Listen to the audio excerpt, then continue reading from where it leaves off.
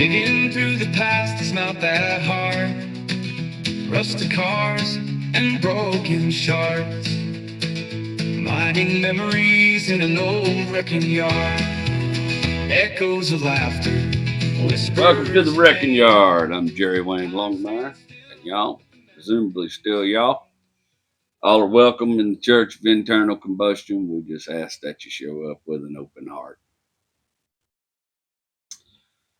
And it's shooting during the day again. I got a gig Saturday night in Bastrop, Texas, and Friday night's when I like to record, but it's my kid's got a performance tonight, so I'm going to see that, going to see the kid rock out.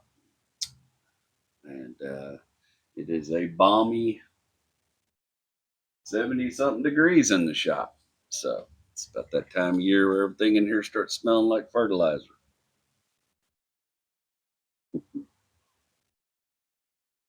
Been kind of a boring week, kind of a laid back week, honestly.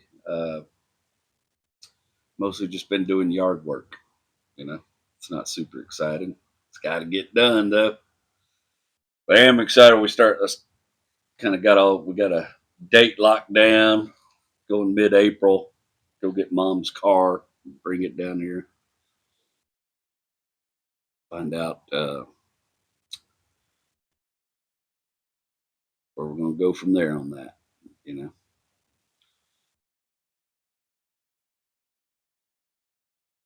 Man, I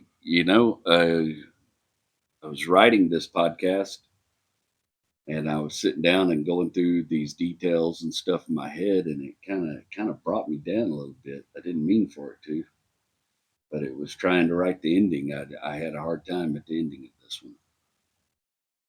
Glad y'all are here, though. Still don't have any sponsors, so I'm still going to advertise for people I love. Of course, we got Rick's on-site RV wash. My cousin Rick Addy up in the East Texas area. If you're in the 903 area code, he can probably take care of you.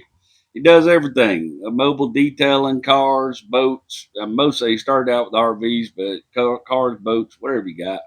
Yeah, he might even come pressure wash your trailer house for you. I don't know, but I'll put his card up there. If you're in the area, you hit old Rick up. Uh,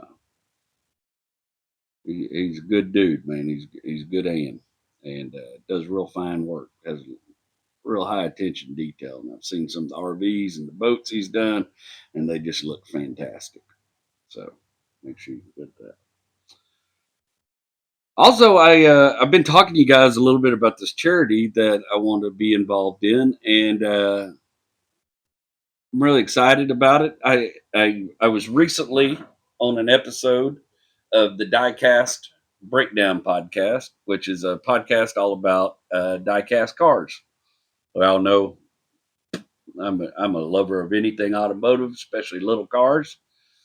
Uh, love being involved with the Hot Wheels people and that kind of stuff.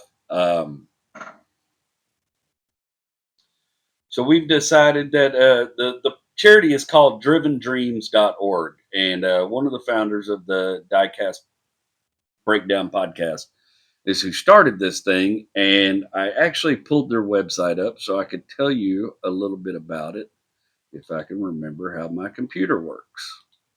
I can. Drivendreams.org. They are trying to donate 20,000 diecast cars to kids in 2025.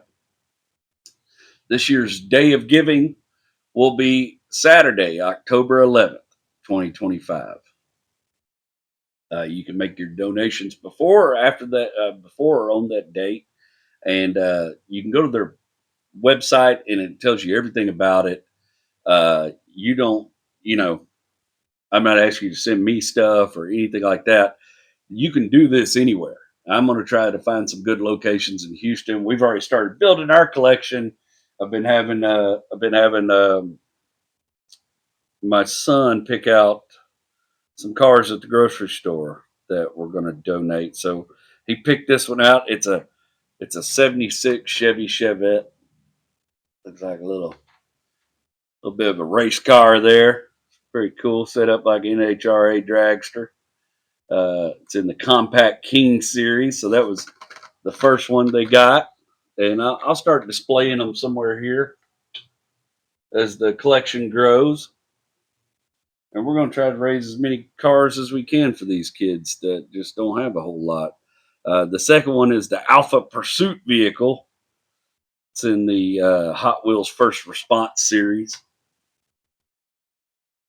We got that one set up. Package got a little bent up. That's all right. We're not. These are not collectors. We're just trying to get some toys in the hands of some kids that might need some toys, you know. And I just think it's a fantastic thing, and it's right up my alley. But go check out their website, drivendreams.org. You can find out everything about it. If you decide that for whatever reason there's not a good place to donate you or whatever, you want to send them my way so that we'll include them with the Wrecking Yard podcast donations.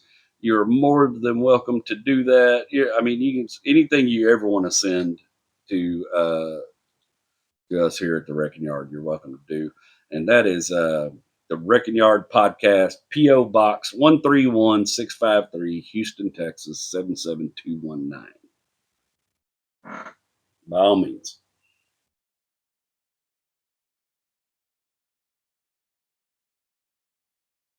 Whew, got a little coffee. Got me going. Boy, that brought. Anyways, I didn't select today's car because I have any great sort of affiliation to the car or anything like that. It was just really, it's really about a time period in my life that I've been just, as you get older, you think about these things, the stuff that you can remember. And this little minivan spoke out to me, man. It spoke out to me because the man that owned it and the time I spent in his tutelage. But I wanted to read a little bit about it, and I'll just tell you right now, if you're my age and you worked on cars,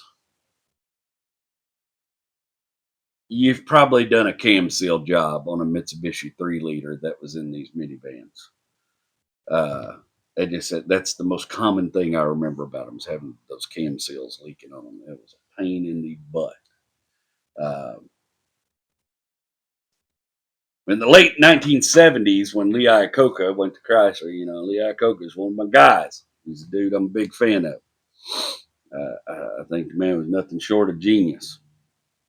But one of the first projects he spearheaded was Chrysler had this idea for something they were calling the minivan.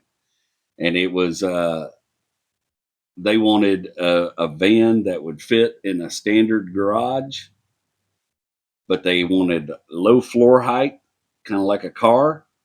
And they wanted car like NVH levels, which is, your noise, vibration, harshness levels. They're different for trucks and cars. Cars, of course, much quieter, less vibration.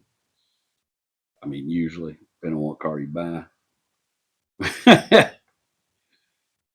But that's what they wanted. In fact, they were going back and forth. They didn't know whether they were going to make it rear wheel drive or front wheel drive. And when Lee Iacocca come in, he said, "No, let's make it front wheel drive because then we can just use the existing drivetrains from the Chrysler K cars, which were always already good sellers and fairly reliable, as far as little front wheel drive cars went."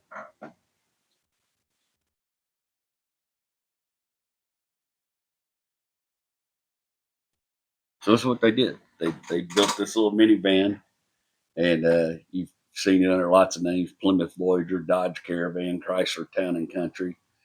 The one I'm talking about today was Dodge Caravan. It's one of the best-selling minivans of all time. I think like 15 million of them sold worldwide. Yeah, I mean the Honda Odyssey is the top seller, in recent years, but the Dodge Caravan made its mark. Chrysler minivans made their mark. They were so common. I remember we used to be able to just go to pick apart, and there'd be like 6 rows of them.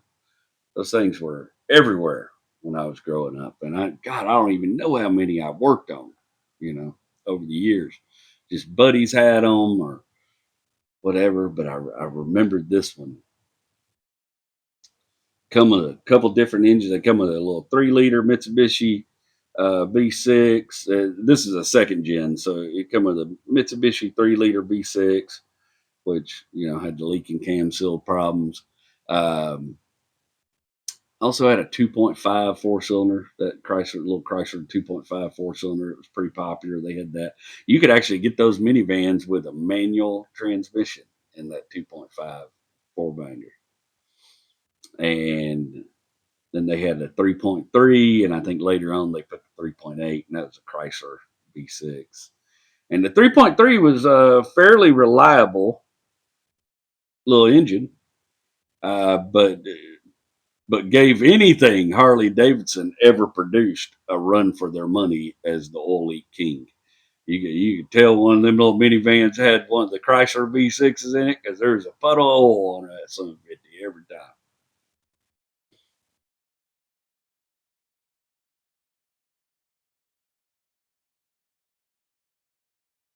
This time in my life, it's about 1994, 1995, 93.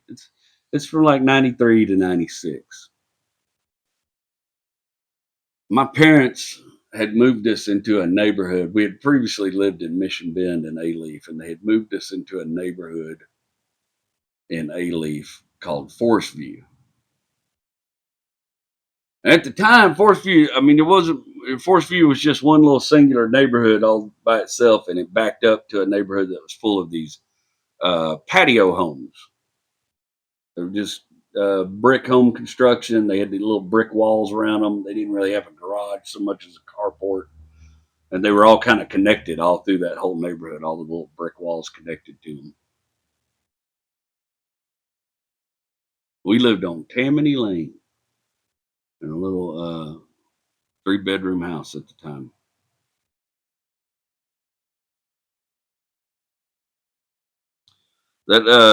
That neighborhood was right at the corner of Addicts Clothing and West Park Road. This before West Park Tollway was built. Before there was no highway out there. And then curling around the backside of that neighborhood was 1093, FM 1093, otherwise known as Westheimer.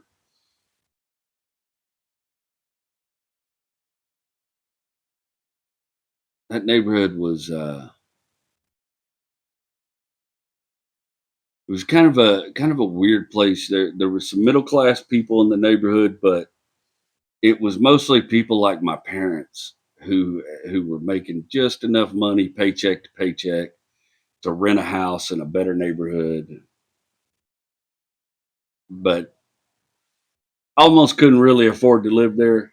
Like we didn't have nice stuff. My parents were struggling financially at the time, but they could afford to rent on that place. And it was a little better neighborhood than where we'd lived previously, where there had been a lot of violence, a lot of crime, and it had a little bit less of it. But it had a whole lot of, I mean, it had a whole lot of us misfit kids that didn't have the money for the clothes everybody else at school wore and stuff like that. Kids that were just kind of, our parents had made just enough money to move into this neighborhood, but you know, we were just getting by. Our whole street, mostly was folks just getting by. We were on the closest street to the outside of the neighborhood, the first street you came into.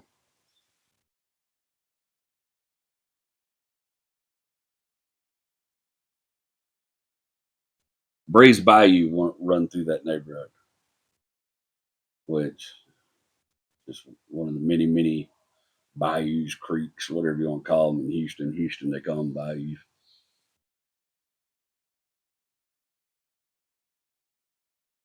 It was about maybe a mile or two from the West Oaks Mall. But back in the West Oaks Mall was just this little mall on Highway 6 in Westheimer. And then all around it was just fields. It was just empty fields. Stuff. I mean, now it's all full of neighborhoods and apartment complexes and stuff. Back then it wasn't nothing. It was just empty fields. And you just had West Park was just a little old road that run through there. Addicts Clothing was just a little old neighborhood road. And that part of Westheimer where it curled around Highway 6, really right after Westheimer passed Highway 6 is kind of where everybody just called it FM 1093 then. It was literally the end of Westheimer. Westheimer is like one of the longest streets in Houston, runs all the way through Houston until it becomes Elgin. Westheimer was the main drag. That's where everybody took their hot rods and shit back in the day. In fact, right where that West Oaks Mall was, we used to ride our bicycles up there sometimes. And right to the side of West Oaks Mall, there was a strip center they had built, but nothing had ever been put in it. Just an empty strip center. On Saturday and Friday nights, that's that parking lot be full of hot rods, old classics, Fox bodies and Camaros, hot rod trucks. Later on, when I got my first pickup, I was hanging out there too. But this is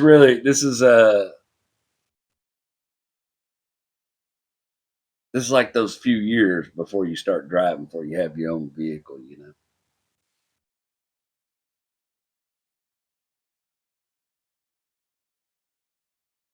In fact, I was kind of going through kind of a lonely time. I had a best after we moved to Houston. I became friends with this girl named Melissa. You've heard me talk about her. She was kind of my first love, puppy love type shit. And I had one other friend, and my one other friend was a guy named Randy.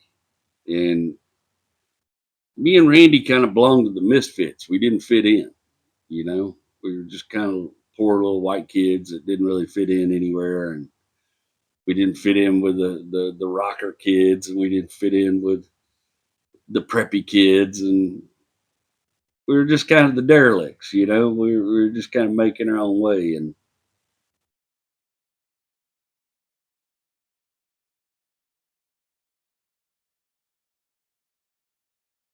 I wish I really remembered everything that happened, but something happened, and me and Randy's friendship ended, and I was kind of lost after that because he was like my best bud. You know, we hung out together all the time, played together all the time, and he was going through a bunch of stuff at home. And whereas I stayed a misfit, Randy kind of became a bully. He was bigger than us, and he started bullying kids. And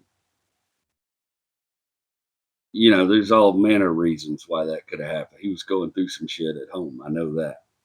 Uh, but I'm glad to say that, you know, 47 years of age, me and Randy are friends again. Randy is the guy that did my tattoo on my arm for my mother. Randy knew my mother. I mean, we would go to Lake Tyler. Me and this dude hung out together all the time, and that friendship ended in an abrupt way. And I was watching him change and become this other person. I didn't know what to think about it. And then my parents moved us to this new neighborhood where I didn't really know a lot of people, you know. And the thing was, like, Alief was kind of a weird place to grow up because there were these two high schools, and I've talked about this before. These two high schools that shared a campus. There's Elsick and Hastings, and when you were in eighth grade in junior high, it was a lottery to decide which school you went to, which high school you went to.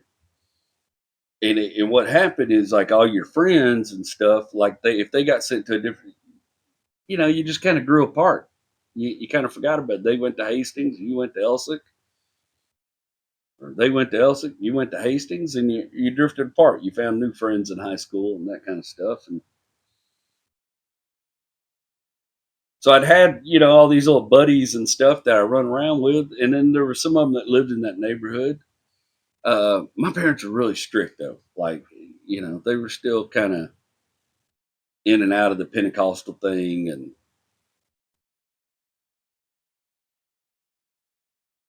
my mom was worried everybody I was running around with was going to get me in trouble. She didn't know I hadn't even met the real troublemakers yet. I had these little friends down at the end of the street named Justin. I used to hang out with Justin all the time, and then we got in trouble. There was a garage sale in the neighborhood, and we went to the garage sale. Me and some of these kids found a laser disc player, and all the laser disc movies the guy had for them were porn flicks. disguised in regular laser disc packaging. And Justin went and got his saved up money, went and bought that laser disc player. We all set it up at Justin's house. We're watching porn movies when his mom came home, and we all got in trouble. And then, of course, my parents didn't want me hanging out with him no more. They thought he was a bad influence and all that kind of shit. You know, parents. I think oftentimes as parents we find ourselves worried about the wrong things. Uh, they didn't know the real problem was Melissa. I mean, my mom figured it out pretty early on, but they didn't know that she was the real bad influence. She was where I was getting into the real shit. But me and her weren't. We were kind of. We had an argument at this time over when all this stuff had happened to Randy, and we weren't really spending a lot of time around each other.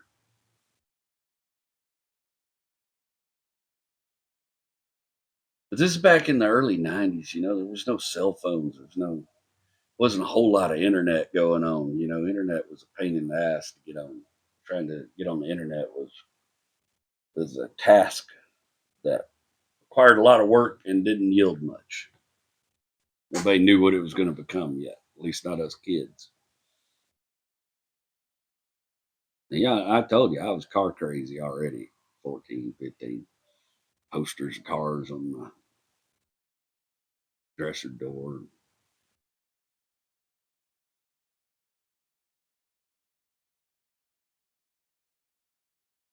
But the best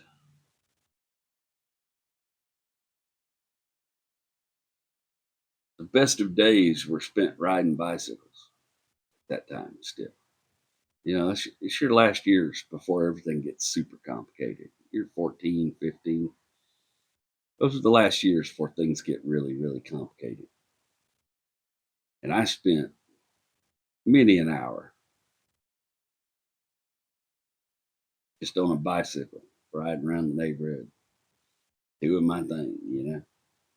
Bicycle was freedom. It's like your first car. Bicycle, it goes as far as your legs take it. Bicycle take me over to Melissa's house every once in a while. Bicycle take me anywhere I wanted to go.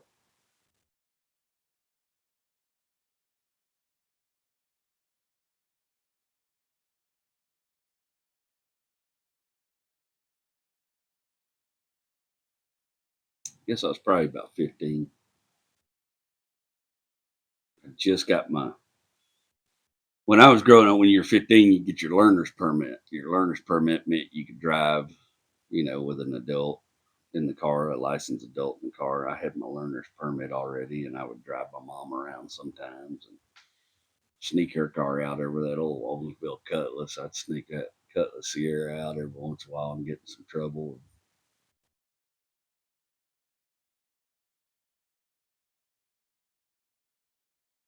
But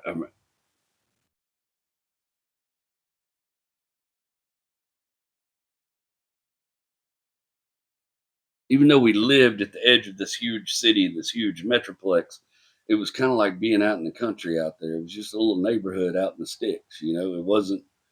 It didn't feel like we were part of Houston. Alief felt like its own little town back then, especially Mission Bend, that little area. It felt small. It did not feel like the big city. My mom was still terrified of it because it was bigger than anything she was used to, but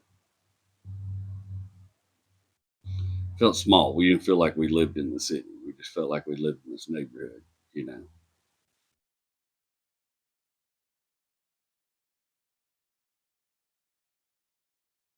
I mean, we used to ride our bicycles up and down West Park, you know, because it was just a little 2-lane road and you didn't have to worry about anybody acting stupid on it most of the time. Right in the front of that neighborhood, right there off Addicts Clothing, right where Addicts Clothing and West Park met, there was a little stop and go. That was our little store. You know, kids would go in there and buy our Bazooka Joe and our candy and all that stuff while we waited for the bus stop in the morning. And then there was a little strip center attached to it, and my mom's friend owned that strip center. Her name was Marie, and she had a hairdresser place in that little strip center. And my mom worked up there as a nail technician doing nails and stuff for people.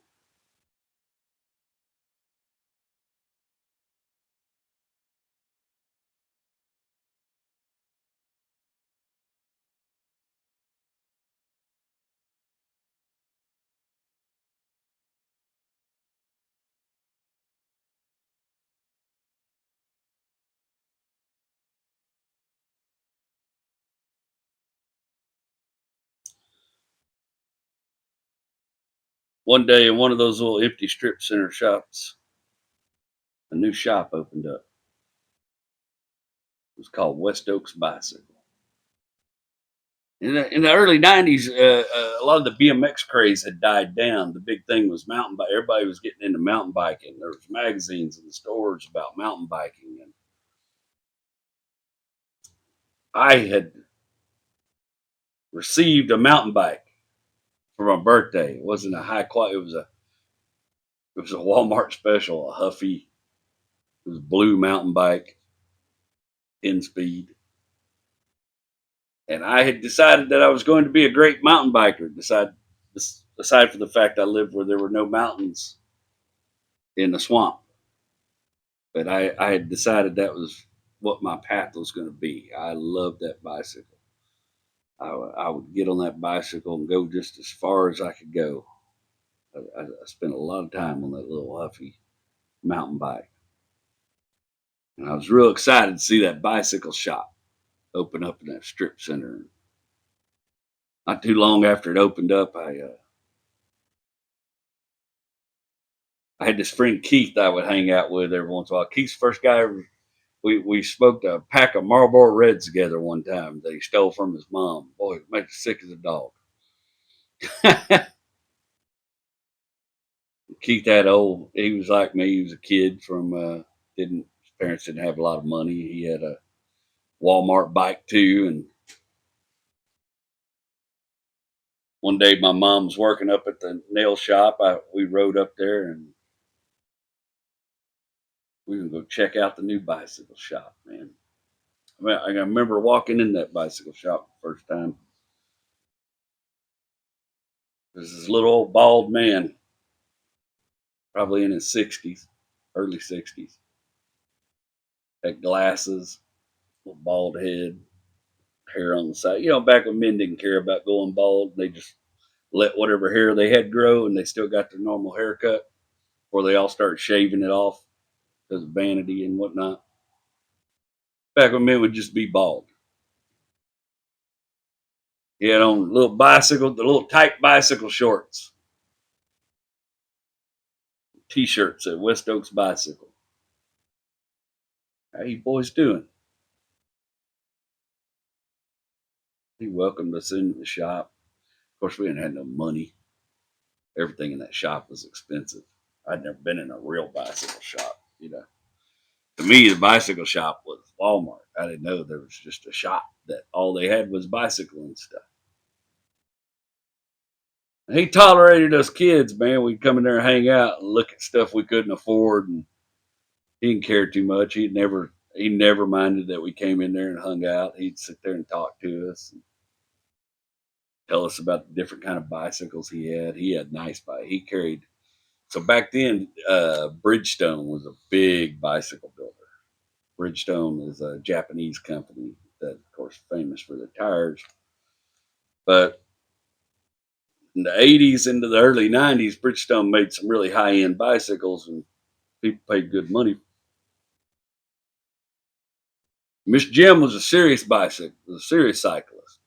You know, he had one of them ram horn, Quicksilver style bikes, and he put some miles on it, man. He rode there was a bicycle group out of Katy he rode with all the time. He was in pretty great, you know, like outward physical shape. Miss Jim was healthier than most little old men I knew. He had some calves on him. He was active. Rode that bicycle every day.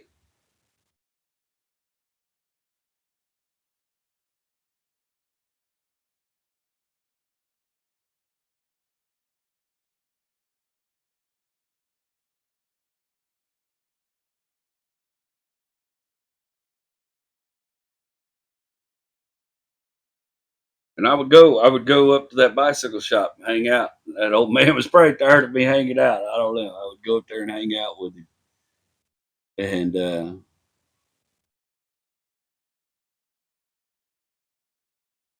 it was just I kept thinking about this while I was writing. It was just a simple time. We had these neighbors across the street, Mr. Willie and Miss Mary. Miss Mary was She was like a psychic, clairvoyant, older black lady. She made the best sweet potato pie I ever had in my life. And Mr. Willie was just always working on cars. He had an old Mercury Cougar that he was always out there tooling on, and he was always out there working on her car. And he was always in and out. Every time you saw Mr. Willie, he was in old work clothes and he was working on something.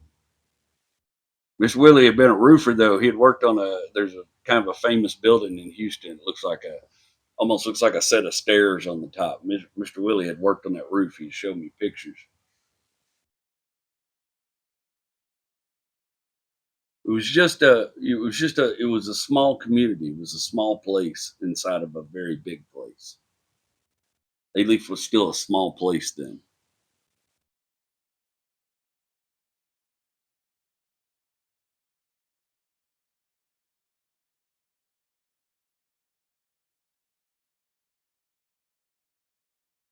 I think we spend a lot of time in our lives trying to get back to the small places that we come from. Because even if you grew up in a city or whatever, you probably grew up in a small place, a small community, and I think that's one of the things that's missing nowadays. I think with interconnectivity and everything is even though we're all more connected than we've ever been before, I think we're more alone than we've ever been before. I don't. It's hard to find those little small. It's why I make an effort to kind of talk to my neighbors and stuff like. But my kids will never have that. That you know, those small places. My oldest kid's got several good friends, but they all live in other places. They're connected through the internet. It's weird that we're as connected as we are today and still so disconnected. It's and I don't know what the answers are for it, and I'm not one of these people. Obviously hurt my income, but I'm not one of those people. Oh, social media is awful, and others. It's not. It's nice to be connected to people. It's nice that I can still talk to people I grew up with and stuff like that. But there's something missing that was present at this time in my life. The owner, the guy that run the little stop and go, he was a younger Persian dude. He had a hunchback, and he would talk to my father when my dad would stop there and get his Dr Pepper in the morning. He would talk to my dad and tell my dad what I'd been up to.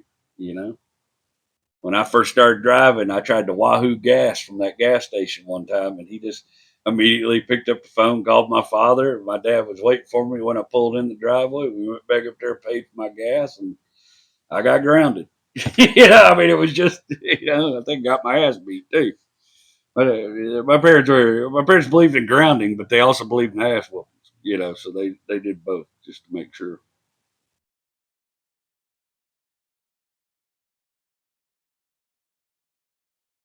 But my days were spent on this bicycle and in and out of the bayou. We'd go down the bayou and we'd catch turtles and catch frogs, look for snakes in the bayou. That's what I forgot.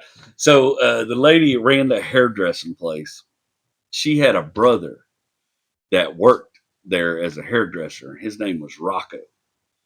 And Rocco looked like somebody out of a music video, man. He had long, curly black hair like Slash, you know, and a little mustache, little beard. Women just loved him. He was very well built. And Rocco had snakes. He had pet snake. He loved snakes. And we had figured out, us little neighborhood kids, especially me and my buddy Keith, is Rocco would pay us for snakes. If we went out and caught snakes, Rocco would buy them from us. Give us $5, $10 for a good snake.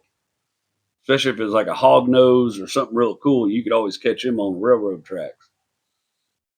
Rocco would also, when we brought him little rats and mice that we caught, he would buy those from us and feed them to his snakes. He had a big old, one of those big old python, boa, whatever the shit. I don't know what they are. I'm not into snakes, but I was into snakes when there was a profit motive. I could catch some snakes when there was a profit motive back then. Me and Keith, I don't know how many snakes and rats and stuff we sold Rocco, but we would bring them up there in a bag, and Rocco had he'd go out to his car, he had a little box, he'd put them in. And I went with him to his apartment one day, and it's just aquariums and snakes everywhere. It was crazy. I didn't like it. It wasn't for me. But Rocco paid good.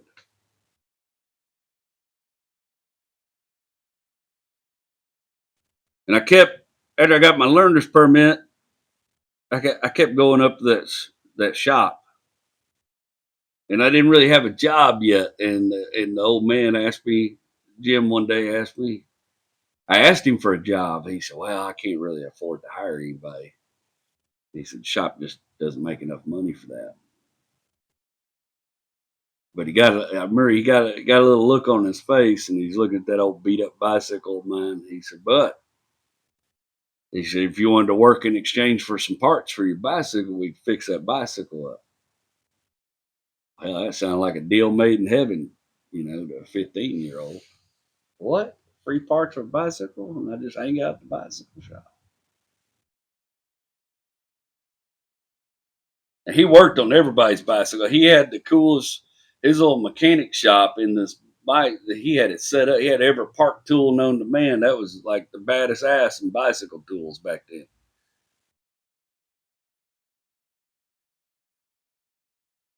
I don't know how many hours that man spent teaching me how to work on bicycles. Taught me how to break down cranks, clean them up, replace the bearings, repack cranks. Taught me how to take them chains apart and clean them, how to add and take links out of the chain.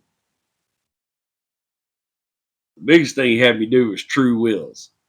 He had this little stand set up, a little indicator on it, and you mount the wheel on it, and you slowly spin that wheel, and you see where it push that indicator, and you take a little spoke wrench, and you tighten them spokes just a little bit, loosen them just a little bit till you got that wheel in true. That wheel will spin around, not moving that indicator too much. And that took a lot of time. Mr. Jim was fast at it. Jim spin that wheel, look, watch it go around 2 or 3 times, stop it, make 2 or 3 adjustments. But as a kid with no patience and no experience, I would just sit there and work on them wheels forever. I think it was just busy work now that I'm older and know a little something about giving a kid a job. I think sometimes you just got to give them something to do. And boy, every day after school, I'd get on that bicycle, ride up there to Jim's. True wheels for Jim in that shop. Hang out in the shop. True wheels for him. Miss Jim, he would get up every morning about 5 or 6 in the morning. He'd get on his bicycle, ride 10 to 20 miles every day. That's what kind of health this old man was putting some miles on them bicycles. He'd get out there and get it every day. And all them people from the bicycle groups would come and bring him their bikes to work on. His daughter and son-in-law, I think they had just got married, and they were in there a lot. I would see them all the time, and they were in all the bicycling groups, and they would tell everybody about her dad's shop. Of course, he would go out there to the big meets and the rides.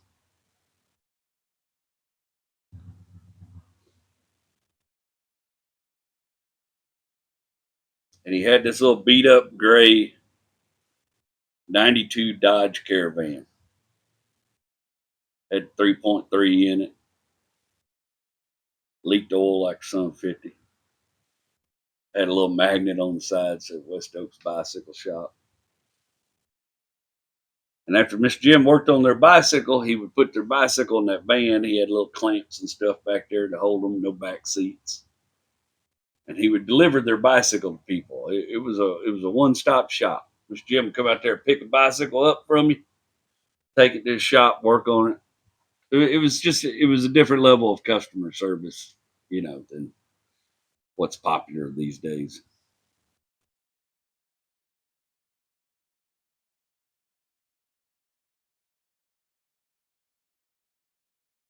I wish I knew how many hours I really spent truing wheels in that little shop for him.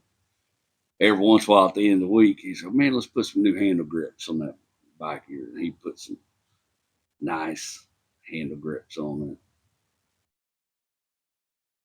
Right across from that shop was my mountain where I practiced my mountain bike riding.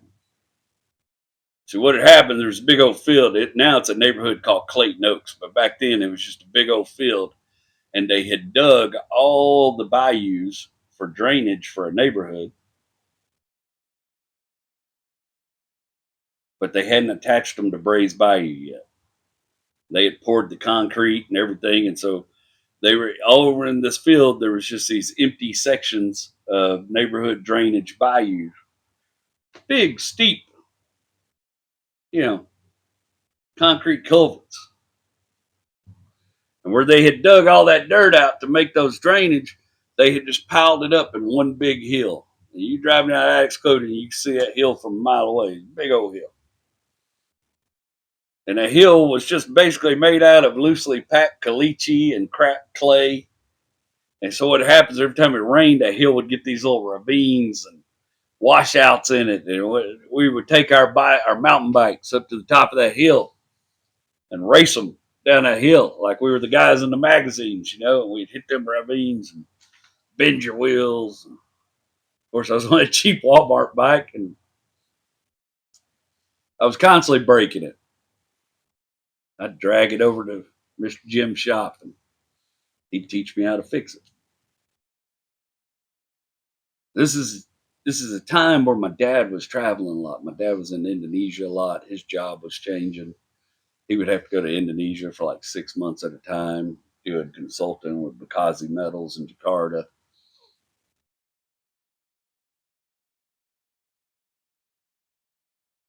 He just wasn't there to teach me how to work on my bicycle. But Mr. Jim would fix mine. No matter how bad I broke that bike up, he'd have a solution.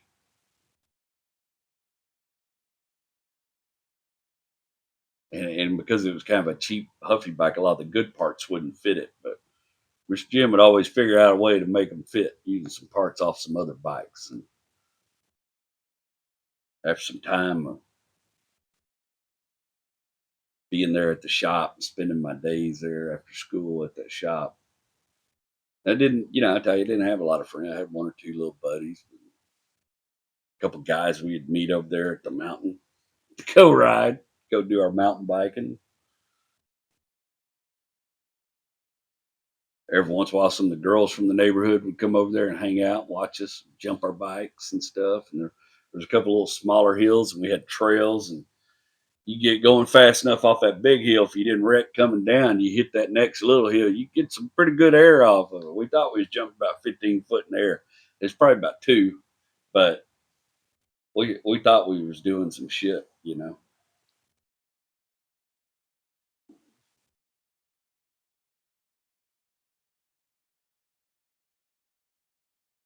That's what I do, man. I'd go over there and work in his shop till he closed up. I'd go ride with my friends. If I broke my bike, I'd drag it home and I'd drag it back up to the shop the next day. Mr. Jim would teach me how to fix it. I spent a lot of time truing my own wheels because I was trying things on that bicycle. That bicycle wasn't made for it. It was just a cheap bike. It wasn't made for what I was putting it through. I remember one day we had it set up where if you could go down in that concrete culvert, it was double ended, had a smooth, like round finish on both ends, like a big. It was like a big oval, and you could do a couple laps around that thing up on the high side and build up some speed, and then you would crisscross down in the middle where there wasn't some trash, and you could get through and come up on the other side, the high side, and turn back down and come back down through that bayou. And then at the top of that bayou, we'd set up a little wood ramp with some old wood planks and stuff. You hit that ramp, you could really get some air. You had to have that front tire up when you come off that ramp, land on that back tire, and then there was another little jump after that. You hit that jump. We spend hours down there building up speed. Who could go the fastest? Who get the most speed coming up and hit that ramp? I had a heavier bike. Some of my friends had better bikes than me. I had a heavier bike. I had to build up more speed. Hit that ramp. Hope nothing broke.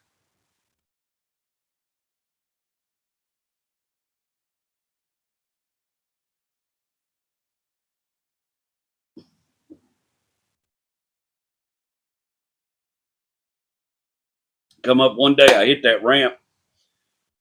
I remember me and my buddy Keith was standing over here, and he was going to try to measure how high I jumped. I was having high jumps that day on that ramp. And I hit that ramp, and a ramp came apart. And when a ramp came apart, me and my bicycle went end over end and landed flat on the front wheel. And when I did, the front wheel just bent out from under me, and the handlebars, the little I forgot what you call that part that holds the handlebars and sticks down in the frame, snapped, hit me in the chest. I had a big old, I still got a scar from it, big old cut in my chest, knocked the wind out of me.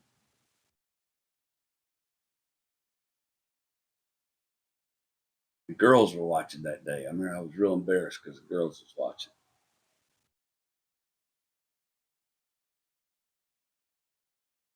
The bike was destroyed. At least I thought in my mind.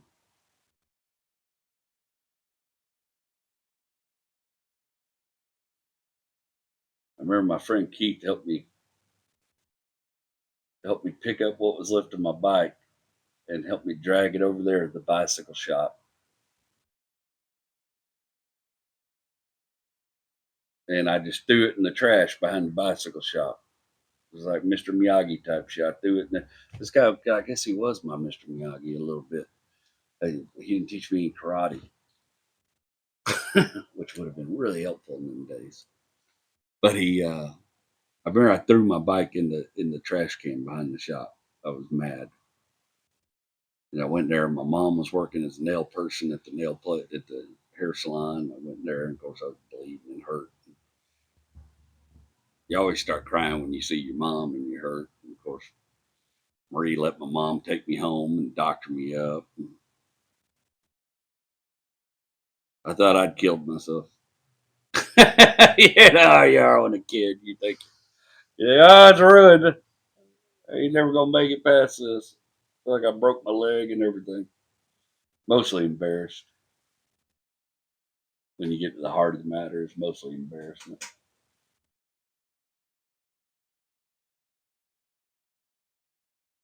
I got to stay home from school for a couple of days until I was feeling better.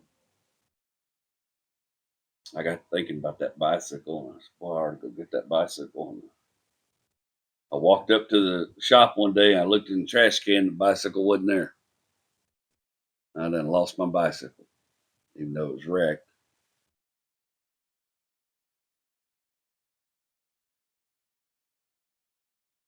I walked around the end of the strip center. I was going to go see my mom at work and then go to the little store and then walk back home.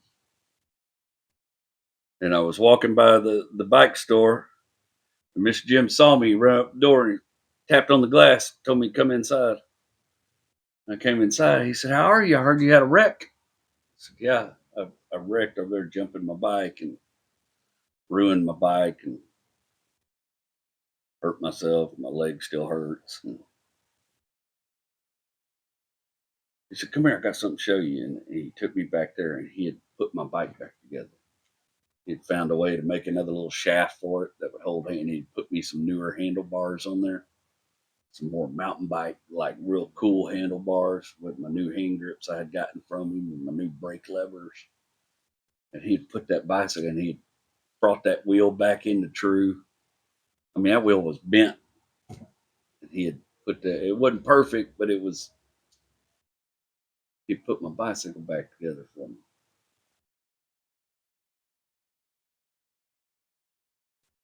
Wasn't no money in it for him. He just doing something nice for somebody.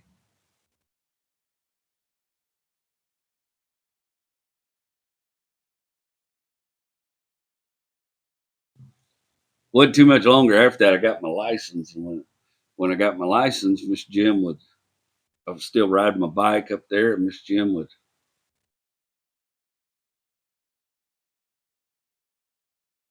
he'd let me make deliveries for him in that little Dodge Caravan. He knew I had a driver's license, and he'd give me a little money to go deliver people's bicycles to him.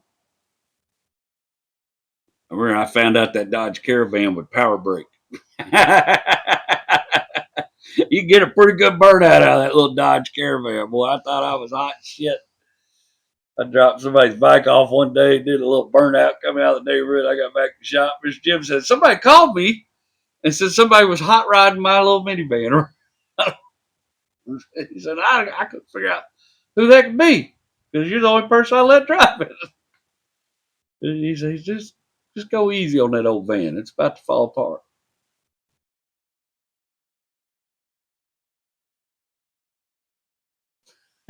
He knew good well who'd been out there hot rodding his minivan. But he still let me make deliveries for him. You know how it goes with young people, man. I got car crazy. I got my first little pickup, that '72 Ford truck, and I stopped spending as much time at the bike shop, and girls became a bigger issue for me, and I started chasing girls and wanting to hang out with the hot rodders, and I didn't have as much time all of a sudden to go hang out at that little bicycle shop. And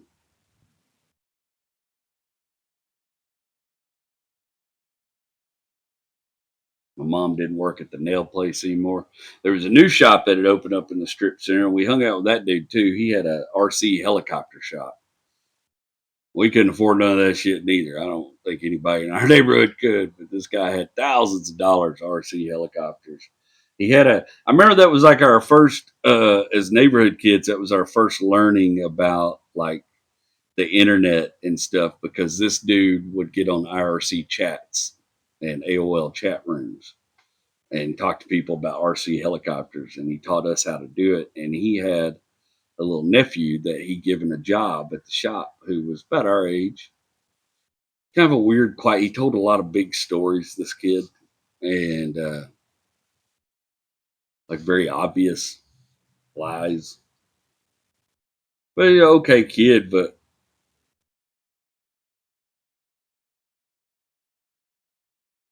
one time, this kid told us that he accidentally shot his best friend with a 22 and killed him when he was 14, and we just assumed it was another one of the kid's stories. We didn't believe it was real. And then one night, that kid was up there working at that helicopter shop, and law and 911, everybody got called up to the helicopter shop because that kid was sitting in a chat room telling people he was going to kill himself. And they come, and that kid ended up going to a mental health facility for a little while. And then his uncle like told us, like, no, he really did kill his best friend on accident playing with his dad's 22 when they were 14. So the kid was messed up. He went through some shit. We just thought he was making up a story. I mean, kid told a lot of stories. We didn't know.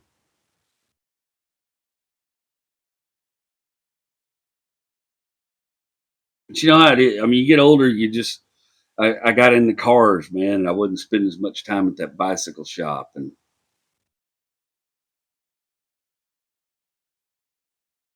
so I got that first truck. I mean, I was working on that truck all the time, my dad and stuff. My dad was home more, and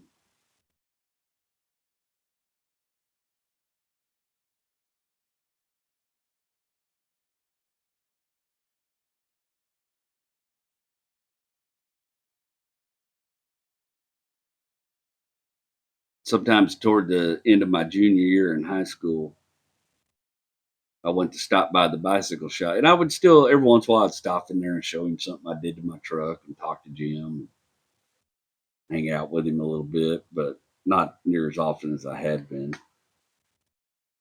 Not the hundreds of hours I had spent there.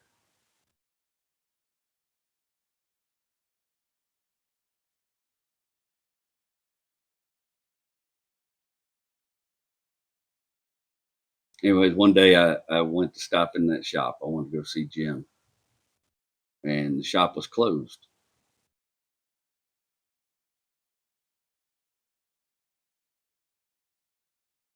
And I went home and I asked my mom about it. I said, "Did you know the bicycle shop's closed? I can't find Jim."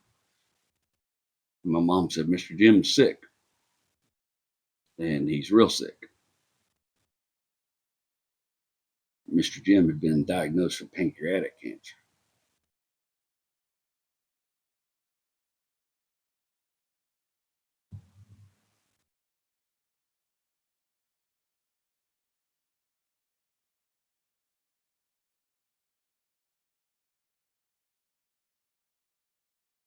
And I got Mr. Jim's address. He lived behind us in the neighborhood behind us. And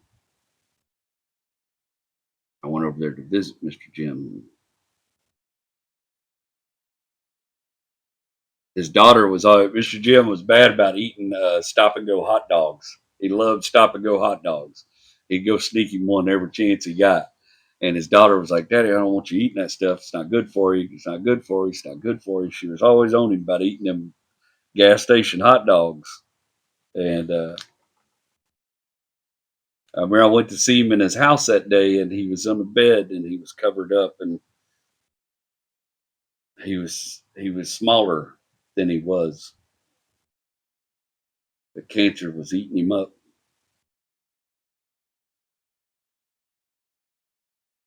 And I was a teenager, I didn't really understand. But he told me, he says, "Pray all them gas station hot dogs, they got me." My daughter was right. His wife was a sweet lady. They had been married for many, many years. And I asked him about the bicycle shop. "Who's going to run the bicycle shop? Do you need me to go up there and work at the bicycle shop?" And he said, "No, it's closed permanently." He said, I'm behind on rent. I'm being evicted." And I knew Miss Marie owned that store. Oh, I was mad at her. I was a teenager. I didn't understand the intricacies and what it meant to have an empty shopkeeper in your shop. And I mean, she's going through her own stuff. I know everybody loves to hate on landlords. It's not really I try to understand some of it, and she'd invested a lot of money in buying this strip center. She needed businesses that could pay the rent in there. She was just doing what business owners have to do sometimes. But I took it very personally. I was so furious at her. I was so furious at her. He's sick, and then you just kicked him out on the street. And he's going to lose all his inventory, all his tools. Because in my mind, people got sick and they got better, at that stage of my life.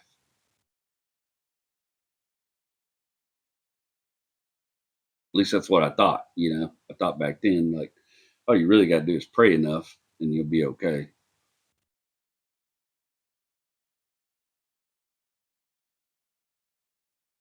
I figured back then I could just pray enough and Jim would get better and then he could reopen the bicycle store and everything in my little community would go back to the way it was.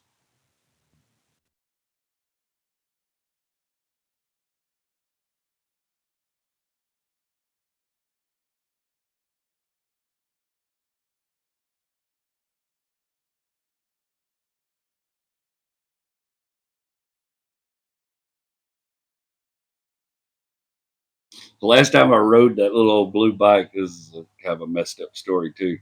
Last time I rode that little blue bike, it was right before Jim got sick. I know that because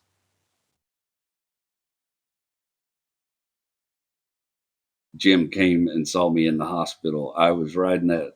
It was one of the times when one of my cars was broke down or something. Me and Melissa had been spending a lot of time together, and she had this dude that was interested in her. That was kind of a derelict. He had a little '94 Chevy truck and thought he was hot shit. And he didn't like the fact I was spending all that time over there with Melissa. She was my best friend at the time. He didn't like that I was spending all that time with her. He was insanely jealous and said all kind of things about what he was going to do to me and this and that. I decided to ride that blue bicycle from my house. At the time, I was getting ready. It was my junior year of high school. I was really good at art. I was really good at drawing, and I was really wrapped up in drawing and art. And we had basically secured. I had gotten. I was going to go to Wharton. There was a little art school in Wharton, a little Wharton Community College had a real good art program. I was going to go to Wharton. That was my plan. I guess maybe it was my senior year when he got sick because it was kind of at the very beginning of my senior year, maybe that summer beforehand. But I was planning on going to art school. I used to be able to draw like y'all wouldn't even believe if you see all some of my artwork when I was younger. I was pretty good. And I rode over to see my friend Steve. They had lived in those patio homes at the time, and I went over to his house. And I was riding home from his house, and I went to cross the street on my bicycle, and I heard an engine gun, and I looked and saw that dude's Chevy truck. I wish I could remember that piece of shit's name. And he floored it and hit me on that bicycle. Bent that bike frame sideways. I had pieces of the grill of his truck stuck in my arm, and drove off and left me. And nobody could prove it. And it was a different day. We, of course, told the cops all about him and everything. But I ended up going to the hospital, and it jacked up. My arm was in a sling for a long time, but I never got back to drawing after that. So I didn't end up going to the Wharton Art School. All that kind of went up in smoke. I remember Mr. Jim come to see me in the hospital right after that bicycle wreck happened, check on me. He must have still had the bike shop open. It must have been right before he got sick.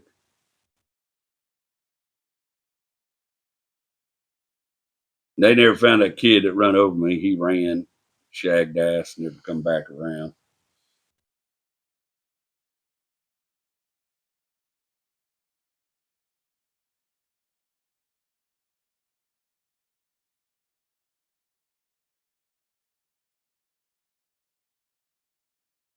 And some of the stuff gets washed by time. It's hard to remember exactly where it all goes.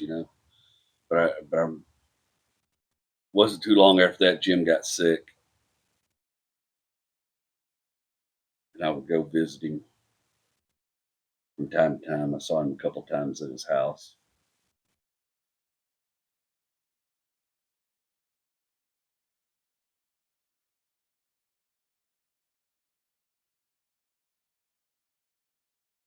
It was real early in my senior year, school year.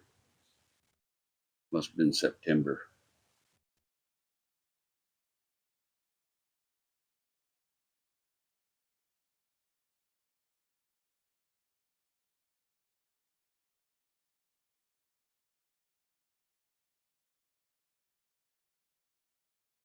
Jim didn't get better. He didn't. He didn't get better. A lot of people get pancreatic cancer, don't get better. That's one that just it just destroys people. And Jim didn't get better. Jim that rode 20 miles every day on his bicycle didn't get better. And one day his wife called the house and let us know that Jim passed. I just got home from school. My mom told me,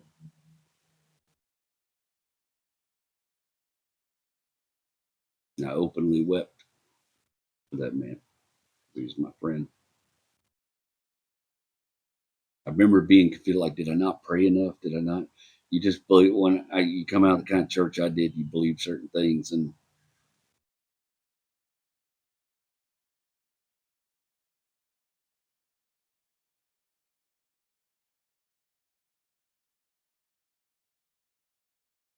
his wife asked if I would be a pallbearer for Jim. I'd never done that before. Didn't know I was about to spend a lot of that year being a pallbearer. And I've done it a lot of times since then for people I love. That was the first time I did it. And I remember very specifically, I remember going to be a pallbearer for him because my Papa Clark was visiting us in Houston at the time, and he had been in the hospital having a heart valve replacement. That's right around the time I've told you all the story when he gave me the El Camino. when he was in the hospital that time that was after I'd already totaled my truck, lost my truck, and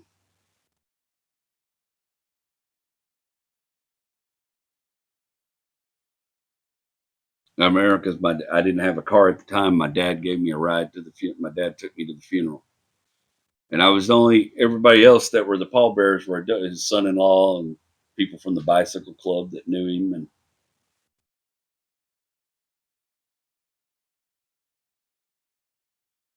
this 18-year-old that had never done this job before. And I was sad. Of course, I cried for him at the funeral and cried when I saw how small he was in his casket and how much he didn't look like a real person anymore.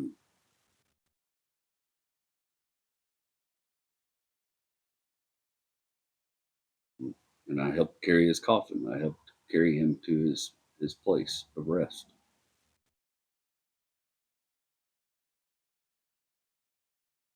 I remember that day, not just because of that,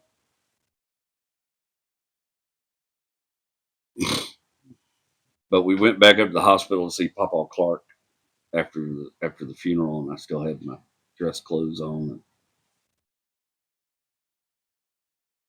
sure, I probably still looked a little sad, and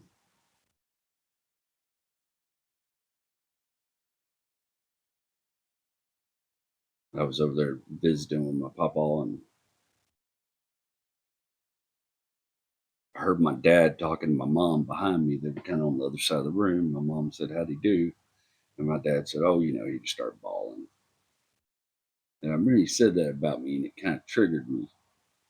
Like that was my friend. I'm allowed to cry for my friend, and my Papa Clark must have noticed it. And my Papa Clark wasn't a soft, emotional man by any stretch of imagination. I've told y'all stories about him. But when Papa Clark put his hand, I mean, he reached out. He must have heard it and saw it because he reached out. He grabbed my hand. He said, "Baby boy, it's okay. Cry for people you love. Nothing wrong with that. Just don't let it. It's okay. That was your friend." I remember I started crying again then.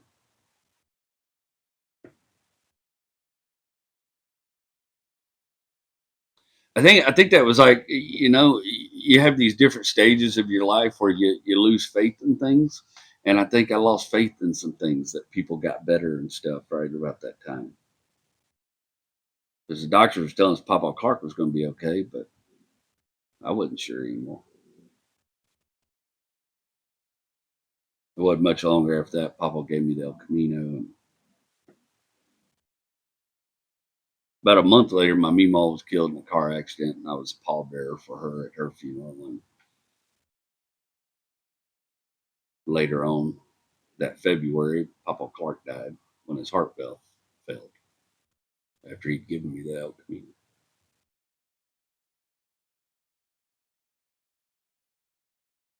It's a weird time to think about it. It's the last little piece of I don't know, last little piece of feeling like the world was okay, that the world could be okay, that things were always going to be okay. It's that time where you learn that that's not the truth. When you start losing people, and you realize that people just go away. Some people learn that earlier than others. Some people grow up without parents. Grow up. I was fortunate not to grow up in that situation. I didn't lose my mother till I was a grown man.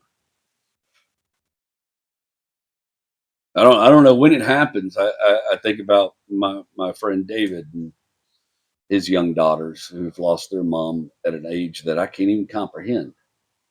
Like they already know the world's not always okay. I did not know that until I was a teenager.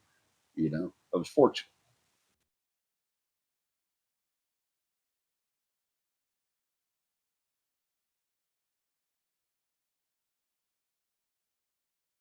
I don't know what that time was for you. You know, maybe you were a teenager. Maybe you were younger.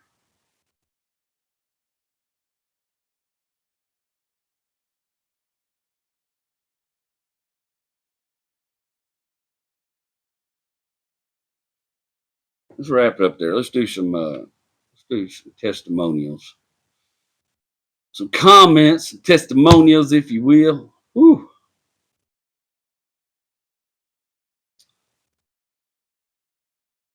Let me see, I got them right here.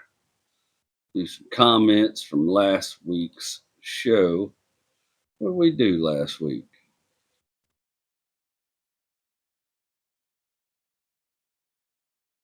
Oh, Pantera episode. Hell yeah. All right, here we go. Here we go. Contents from last week's show about the 72 De Tomaso Pantera. We got at Jake of all trades. Oh, Jake, master of fun. What the F is yacht rock? Boy, I never thought I would have to explain yacht rock to somebody. That's uh yacht rock is like it's like music from, I mean it's kind of a broad category. It only the term only come around like early 2000s. There's even a documentary called Yacht Rockumentary or something like that. Or rock, no, it's spelled dock like boat dock.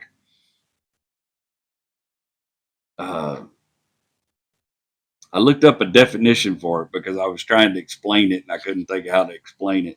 Yacht rock is a broad musical style and aesthetic commonly associated with soft rock that emerged in the late 1970s and early 1980s, characterized by smooth, high quality production, breezy vocals, and catchy melodies, often invoking the image of a relaxing cruise.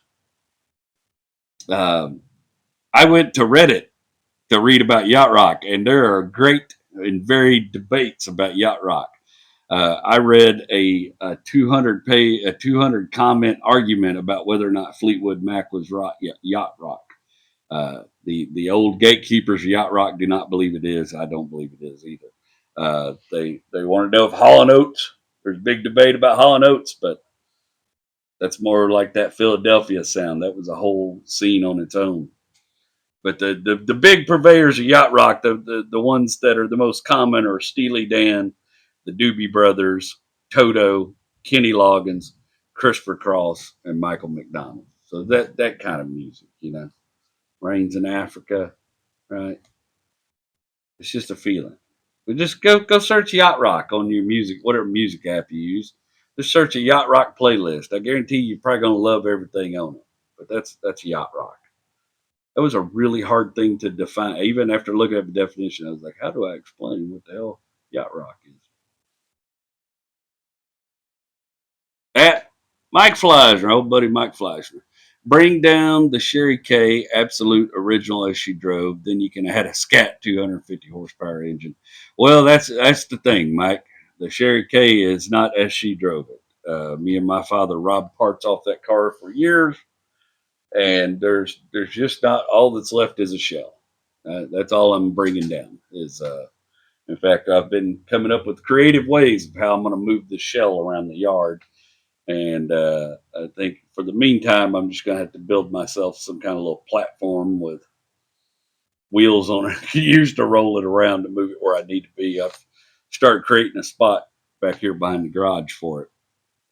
But I'm starting at nothing. All I've got is a shell that needs a lot of body work before we can even begin to think about what kind of drivetrain we're going to put in it. But on the opposite side of that coin of starting from nothing is the side of the coin that says this can be anything you want it to be. So, and y'all know I love to make fun of horrible automobile creations. I'm not about to be the owner of one, because who knows what my crazy brain's going to cook up to do with this car. Let's see. At Dime 6 string 4510. Always loved the car, but I'm also a huge fan of the band Pantera. I've heard two different stories how the band got the name. One was someone was from a town called Pantego, Texas. I've never been to Texas, so I don't even know if the town is real, and I've never looked into it. I'm gonna be honest with you, I haven't either. I don't know if that town exists or not. I know a lot of towns in Texas. Never heard of Pantego, Texas. That doesn't mean it doesn't exist. Texas is a big place. The other was they named the band after the car.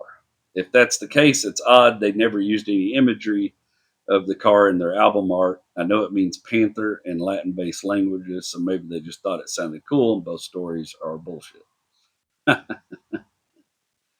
Well, I actually have some inside knowledge on that. So in my early years of doing comedy, going up to Dallas and doing comedy, Vinny from Pantera and his brother Dimebag were both huge, huge comedy fans, and they came to comedy shows all the time and hung out at the comedy clubs, and it was just not uncommon to see them. And I got to talk to Vinnie Paul many, many times, and I know for a fact that they were in love with that car, and that's where the name of the band came from. I know that's what Vinny always said was it was based. He just thought that was a cool name, and that's why he did it.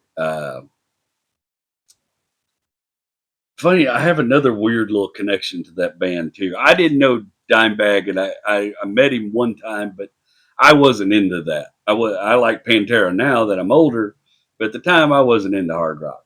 I was yacht rock guy. So I wasn't really into the headbanging. That wasn't my type of shit. But one of my childhood friends that I've known for many, many years is a guy named Marzi Montazeri. And if you're a hard rock fan, you probably know who he is. He played with Phil Anselmo, and he was one of the Illegals, Phil Anselmo and the Illegals. And Marzi played with Super Joint Ritual back in the day. And Marzi and Dimebag Darrell were very, very close friends up until Dimebag's passing. Very, very close friends. There's hundreds of pictures of them together hanging out. And Marzi has had a wild and varied career as a heavy rock artist, and he's one of my really good friends. He's just another dude from Alief I linked up with and became friends with as a young man. It's weird to have connection to a band that I wasn't into growing up. Kind of funny. All right, that's our testimonials.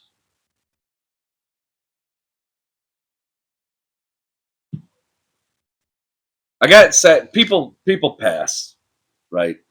We've all. If you're here listening to this, you're definitely old enough probably to have lost some people in your life that meant something to you. I didn't start this out. I didn't mean for this episode to end up being so sad. I really just wanted to talk about all the stuff he taught me and the time he spent with me.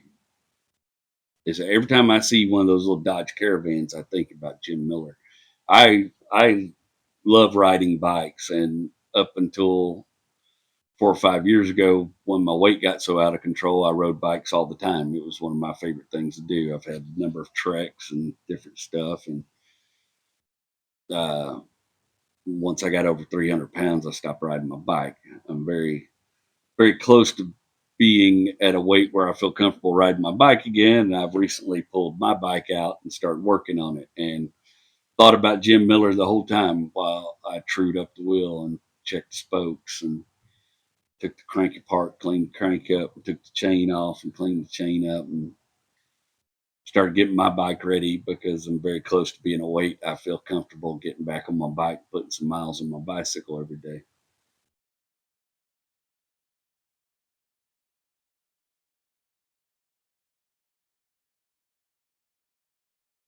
I told you all the story last week at the Planet Fitness, and I think about this all the time. Is something my papa used to tell me all the time. Saying none of us getting out of this alive, and neither did Jim. You know, something gets us all eventually. And you'll hear some people make the excuse, I'm not going to waste all my time. It's genetics. I'm not going to waste all my time exercising, doing these things. I just want my quality of life back. That's why I exercise. That's why I'm trying to work on my health. And I want to be around as long as I can, you know. That's not to say I might get on this bicycle, get hit by a bus, you know. It's not to say that my genetics might turn on me and I might end up with some disease or something that gets me. You know, there's so you can't do anything about that. It's not to say I might not just have a heart attack at the Planet Fitness one day. There's not much you can do about that. But I intend on trying to get my health in a position that I can do the things I want to do again, like ride my bicycle, like run around the yard with my kids like I used to. We used to do this thing at night called moon races, where we go out when the moon is up, and race back and forth across the yard. I missed that. I've got to get myself back to that place.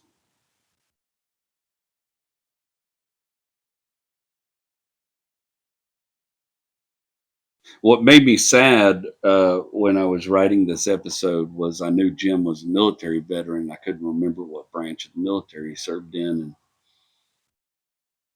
I went to research him, and I couldn't find any evidence that Jim existed other than my own memories. For all the internet offers, everything's hidden behind a paywall. I couldn't even find his obituary. I know he died in 1995. In the fall of 1995, I know he was buried at Forest Park Cemetery over on Westheimer. But I couldn't find any evidence of that. Couldn't find any evidence of his bicycle shop ever existing. Couldn't find anything other than the memories I have.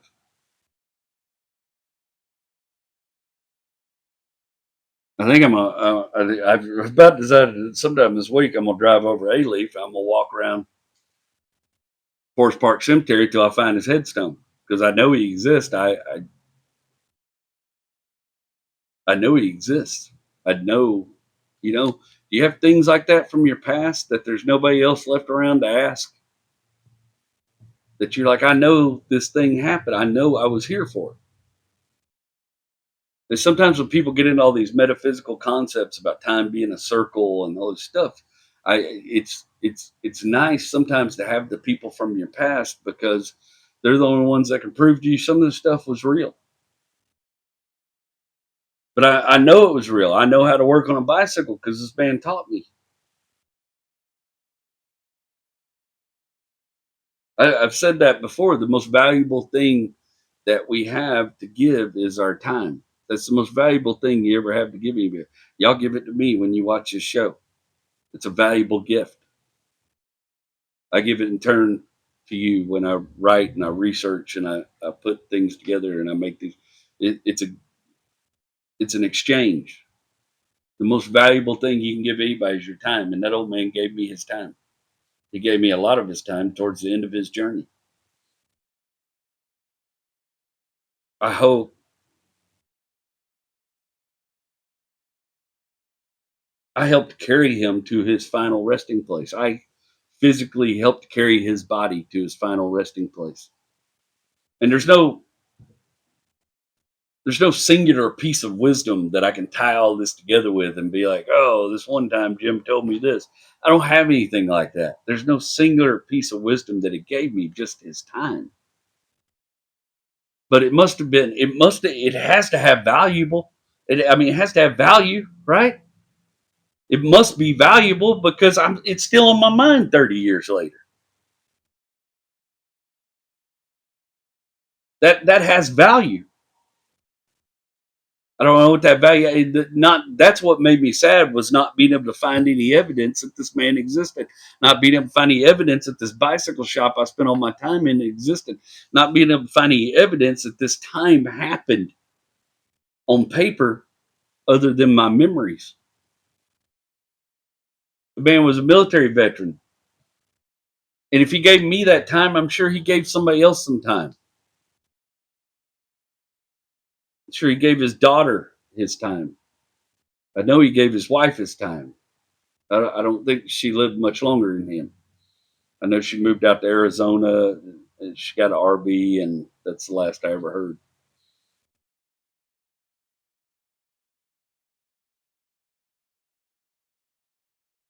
I hope, um, and I think it's something we can all, especially if you're entering midlife like me, that there's somebody out there that I gave my time that 30 years from now will be thinking about me because of the time I gave them when I'm gone, when I'm no longer here. I hope that there's people that I have given my time. I hope that I continue to give my time to people I care about so that there's people that remember when there's just no evidence that I existed except their memories.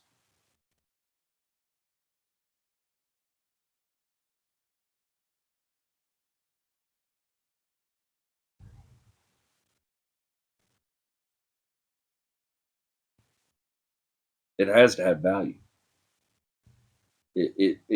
It altered who I was. It has to have value.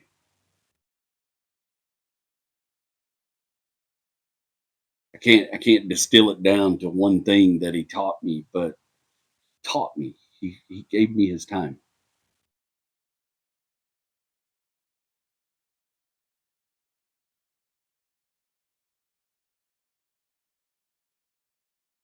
I think I need to be more mindful in the future to make sure that I'm giving my time to the people that need it. And maybe something we can all work on together. I don't know. Maybe you're already doing it. I know quite a few of you are mechanics and you give your time teaching other people how to do things. I think it's very valuable. I think if you're worried that you don't have any value, you shouldn't be, because if you're giving your time, some snot nosed teenager is going to be thinking about you 30 years later while he changes the chain on his damn bicycle.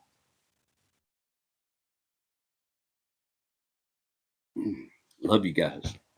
I'm rooting for you. Tell you that every week. 100% mean it. Men like Jim is the reason I mean the things I say.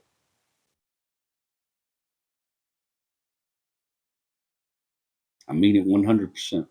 I'm rooting for you guys. There's room at the table for all of us. Hope you're getting by the obstacles in your life.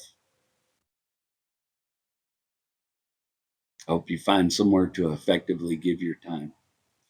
I hope you're sharing your time with people who will think about it for a very long time.